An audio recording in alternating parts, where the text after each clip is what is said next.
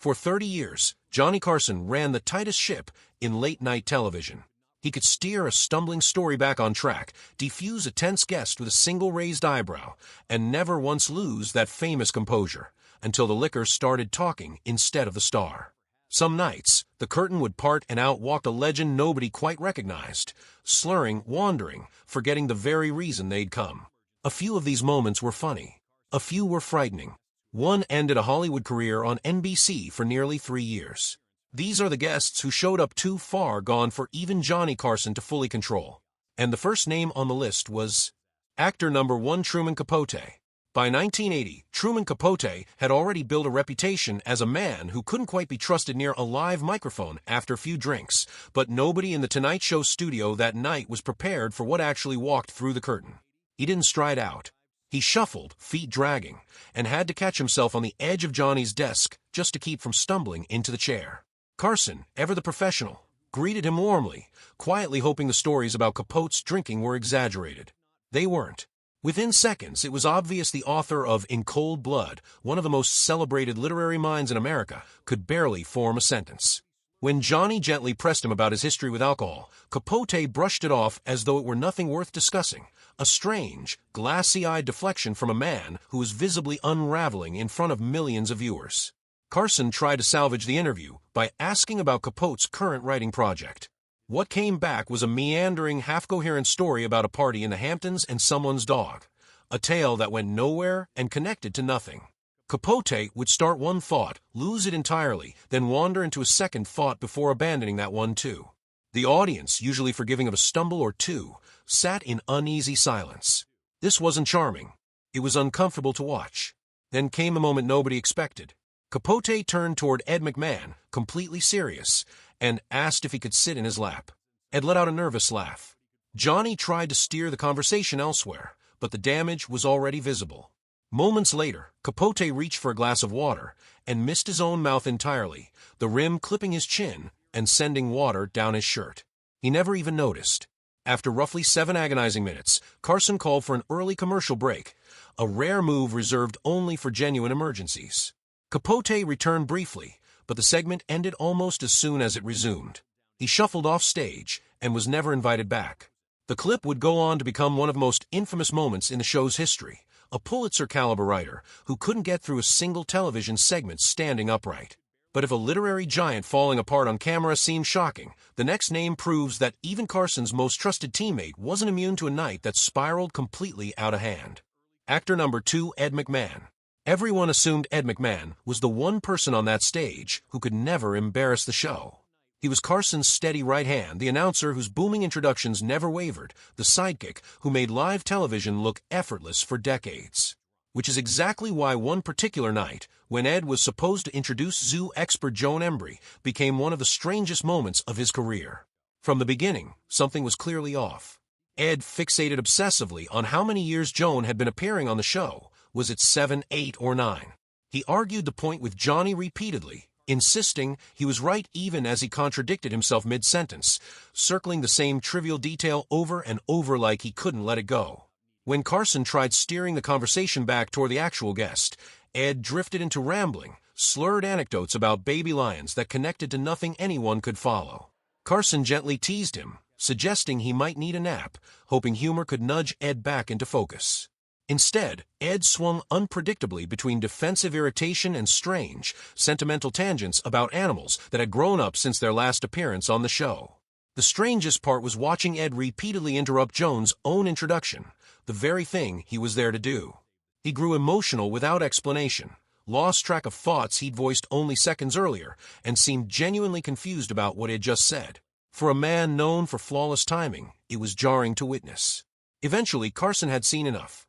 He cut the segment short and rushed to bring Joan out to save what was left of moment. It remains one of the rare instances where Ed McMahon, the most reliable presence on the entire show, appeared visibly intoxicated on the air he had helped build his entire career around, forcing Johnny into unplanned damage control in real time. If the show's most dependable figure could lose his footing that badly, imagine what happened when a guest arrived determined to hijack the entire broadcast on purpose. Actor number 3, Shelley Winters. Some guests stumbled into chaos by accident. Shelley Winters walked in, and created it on purpose. Her legendary 1974 appearance began the second she stepped through the curtain like a force of nature nobody in the studio was prepared to contain. She talked over Johnny from her very first sentence. She talked over the other two guests booked that night, effectively erasing their chance to say anything at all. Every question Carson asked, she ignored completely, launching instead into unrelated rants about people the audience had never heard of.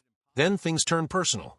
A young actor sitting nearby was there to promote his first major film, the biggest night of his career. Winters turned toward him, grabbed his knee, and began publicly tearing his movie apart, calling it boring and his performance wooden, right there on national television. The actor sat frozen, forcing a horrified smile, while millions watched. Johnny tried to defend him, but Winters wasn't interested in listening to anyone. The moment that truly stunned the studio came next. Winters noticed the note cards on Johnny's desk, questions prepared by the writing staff, reached across, snatched the entire stack out of his hands, and threw them over the couch like garbage. Cards scattered across the floor. Carson, a man who had handled nearly every kind of guest imaginable, sat completely speechless. The audience gasped audibly. Nothing like it had happened before. Winters kept talking as though nothing unusual had occurred. After roughly 12 minutes of unmanageable chaos, Johnny finally gave up, looked into the camera, and announced an early commercial break. The fallout was severe. NBC producers effectively blacklisted her from the show for nearly 3 years. When she finally returned, someone made sure to have a very serious conversation with her first about sobriety and basic guest etiquette. But Winters' chaos was loud and obvious. The next guest proved that sometimes even a brilliant mind completely unraveled by wine could still somehow hold an entire audience captive.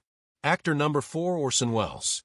Orson Welles rarely arrived at the Tonight Show studio without having had something to drink beforehand, but his 1975 appearance pushed things further than usual.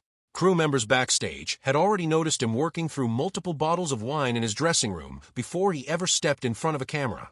When he finally walked out, the effects were obvious, but so was something else entirely unique to Welles.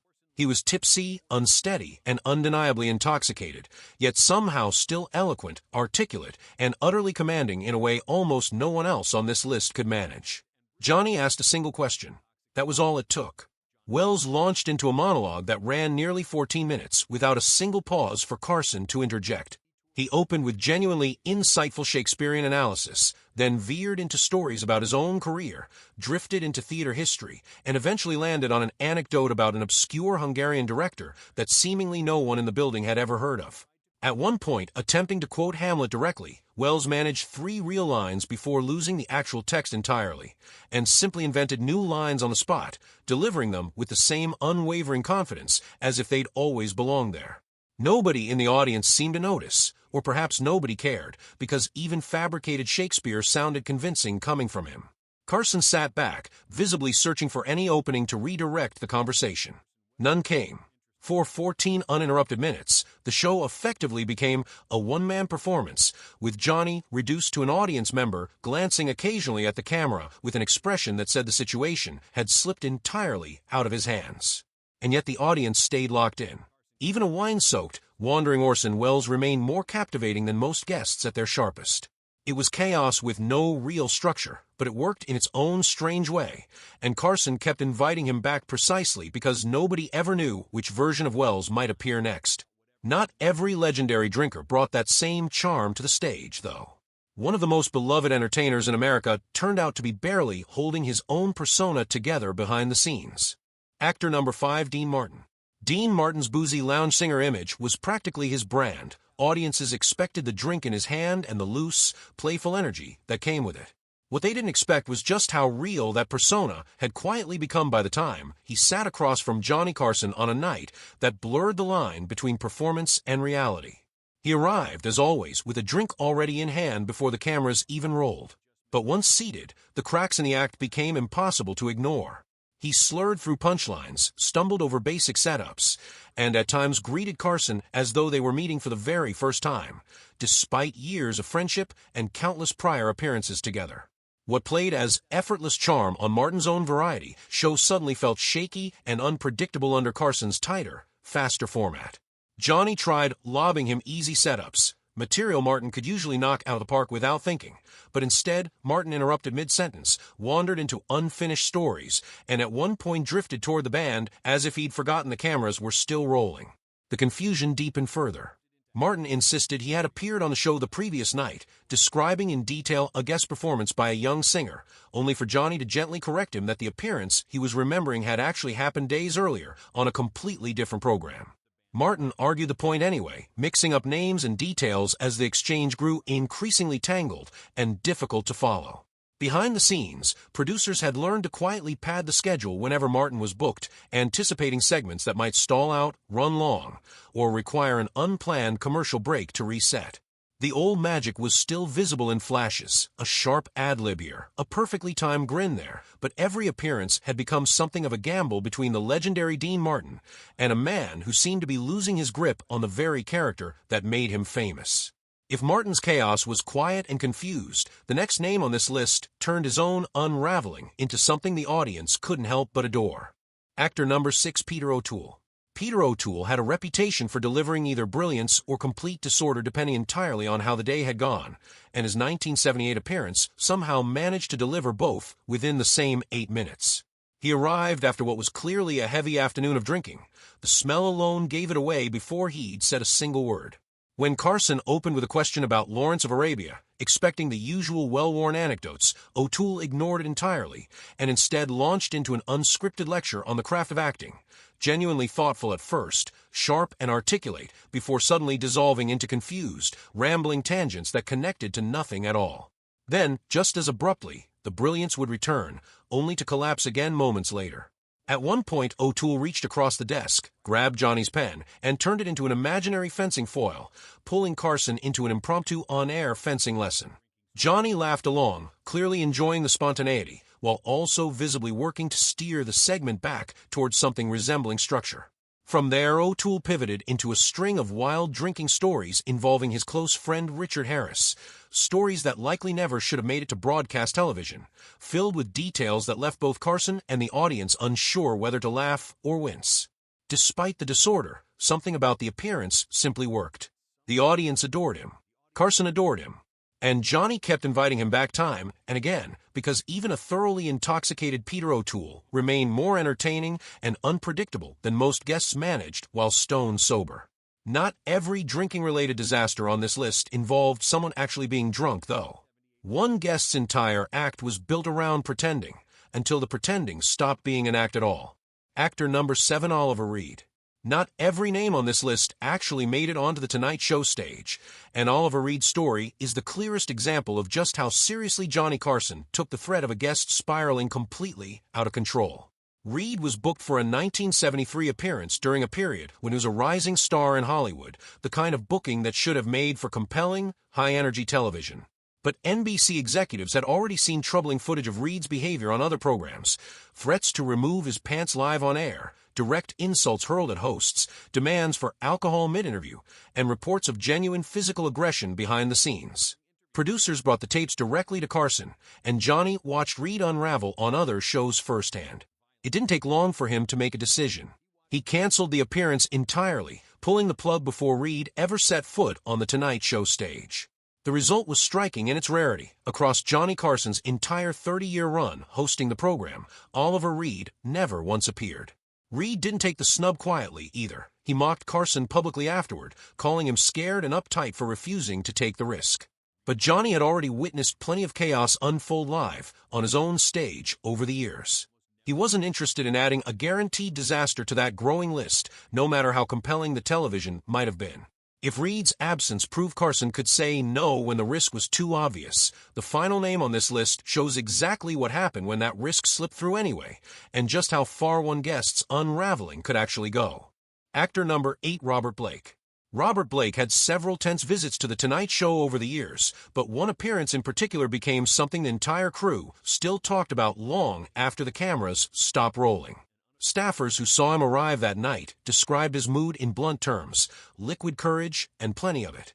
From the moment he sat down, Blake was confrontational, interrupting Johnny repeatedly rather than settling into the usual rhythm of promotion and small talk.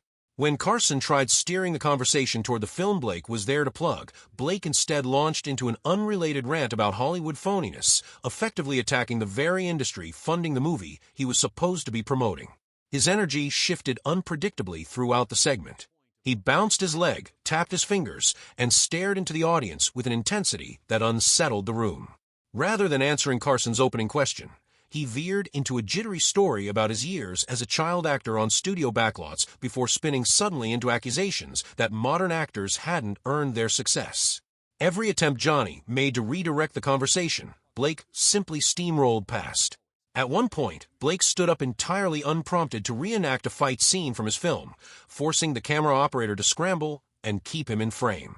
Carson exchanged a quiet, knowing glance with Ed McMahon, the same silent look he used whenever things were slipping out of his control. Ed simply nodded, as if to say they were in trouble. Backstage after the segment, the mood remained tense. Producers debated whether the West Coast broadcast needed editing, and staff quietly avoided lingering near Blake's dressing room. Carson, still composed but visibly firm, thanked Blake politely for coming, and then turned to his producers with a new standing order: confirm Blake was sober before ever booking him again. If there was any hint of drinking beforehand, the booking would be rescheduled or dropped entirely. It became one of the clearest examples of how far Carson would go to protect the show's fragile balance between spontaneity and disaster, proof that even the most controlled program on American television could never fully guarantee what walked through that curtain next. Across 3 decades on air, Johnny Carson built his legacy on being the one steady presence audiences could count on, even when the guest beside him clearly wasn't. He talked legends back from the edge of disaster, cut segments short to protect them from themselves, and occasionally made the hard call to keep someone off his stage entirely. These 9 stories prove that live television was never as controlled as it looked, and that sometimes the biggest names in Hollywood needed Johnny Carson's steady hand more than anyone realized. Actor number 9, Frank Sinatra. Frank Sinatra was not the kind of guest Johnny Carson needed to worry about simply because he might lose control of an interview. Sinatra presented a different challenge. When one of the biggest stars in American entertainment finally sat down on Carson's stage, the entire atmosphere changed. That became obvious on November 12, 1976, when Sinatra made his first appearance on The Tonight Show starring Johnny Carson. This was no ordinary booking. Sinatra was already an established legend, and his appearance came during an interesting period in his life. He had recently married, was returning to his singing career after a 2-year semi-retirement, and was once again deeply involved in the world of entertainment. Carson's approach was noticeably relaxed. Instead of forcing Sinatra into a standard comedy routine, Johnny allowed the conversation to develop naturally. Sinatra talked about his personal life, his return to performing, and even the unusual role he had played in reconnecting 2 old friends, Dean Martin and Jerry Lewis. That story alone connected Sinatra to another name already on this list. Martin and Lewis had been separated for roughly 2 decades, but Sinatra had helped bring them back together at Jerry Lewis's recent telethon. It was the kind of Hollywood story that only someone with Sinatra's relationships and influence could tell from first-hand experience. Then Carson shifted the conversation into more personal territory. Johnny asked Sinatra what kind of music he preferred when he was in a romantic mood. It was a characteristically Carson question, casual enough to produce a funny answer, but personal enough to reveal something about the man sitting across from him. Sinatra answered by naming classical pieces, including Ravel's Daphnis et Chloe and Debussy's The Sunken Cathedral. For a moment, the legendary singer wasn't talking about Las Vegas, Hollywood, or his famous friends. He was simply discussing music with Johnny Carson. And then the mood changed. Don Rickles suddenly appeared. Rickles and Sinatra had a famous friendship, and Rickles was one of the few comedians who could walk onto a stage with Sinatra and immediately start attacking him with jokes. The surprise appearance became one of the most memorable moments from Sinatra's Carson visit. The official Carson archive still highlights the segment as a classic moment, and the full episode confirms Sinatra, Rickles, Olivia Newton-John, David Janssen, and Ray Johnson as part of that night's lineup. What made the moment work was Sinatra's reaction. He didn't behave like a distant superstar who needed everyone to treat him carefully. He played along with Rickles, laughed, and allowed the comedian to turn what had been a polished interview into something completely unpredictable. That is why Sinatra fits this extended list, not because there is reliable evidence that he arrived drunk on that particular Carson appearance, but because his segment demonstrated another side of the same live television problem. Even when Carson had one of the most famous men in America sitting calmly beside him, the show could still be hijacked by an unexpected personality walking onto the stage. And unlike some of the guests who forced Carson into damage control, Sinatra remained part of the chaos without becoming its victim. The irony was almost perfect. One of the guests already associated with Hollywood's drinking culture, Dean Martin, had appeared on Carson's stage in unpredictable condition. Years of show business friendships connected Martin, Sinatra, Rickles, and Carson. Yet when Sinatra finally took his own seat on The Tonight Show, the biggest surprise wasn't Sinatra losing control. It was someone else arriving to make him laugh. And that may be the perfect final reminder of what made Carson's show so unpredictable. Sometimes the most memorable moments weren't created by a guest who couldn't control himself. They happened because Johnny Carson never knew who might walk onto that stage next.